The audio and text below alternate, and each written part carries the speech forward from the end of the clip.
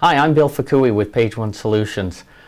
In our effort to help you answer questions regarding your internet marketing, I'm actually following up on my previous email, which really talked mostly about converting visitors that visit your site. And as I said in our previous email, material is really the focus is on phone calls. But in those cases where you really have to address email leads, it's not that they're not important. Absolutely they're important.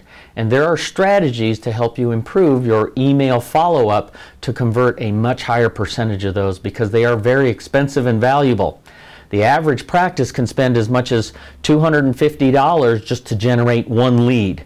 So that can add up very quickly if you're letting these email leads basically just go by the wayside and if you're not converting them. So a couple of things to kind of keep in mind is that yes, phone calls are probably more important, but emails have a tremendous value. The key with converting a lot of email leads into people coming into your office and actually corresponding with you over the phone is you got to respond quickly. Internet marketing leads, particularly through email, go cold very quickly. In fact, a recent Harvard Business Review article indicated that it was about 7 times more likely to convert a lead into somebody that's actually dialoguing with your office if you respond immediately, as opposed to even within the hour or an hour later trying to follow up on these leads. In fact, as statistics show that it's more like 60 times greater, you're more likely to connect with these leads than if you waited 24 hours or longer. So leads grow cold. If you even wait a day, you're diminishing your opportunities to actually engage these leads literally as the minutes tick by. Number 2, make sure that you're also kind of keeping in mind when you are responding that a large number of emails that are getting read are through mobile devices.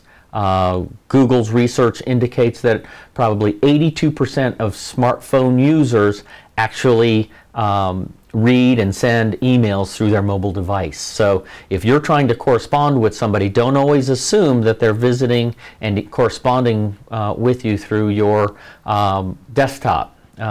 Always assume that you have the ability to correspond with them through a mobile device. And the good news with mobile device, if you're emailing them, is to have the quick touch call features in your emails in your response. So let's face it, if they're getting your email messages through the device that they can just push a button and actually immediately connect with somebody in your office, that's the strategy you need to employ. So keep in mind, many people are going to be getting your email responses through their mobile device. You have to secret shop your competitors.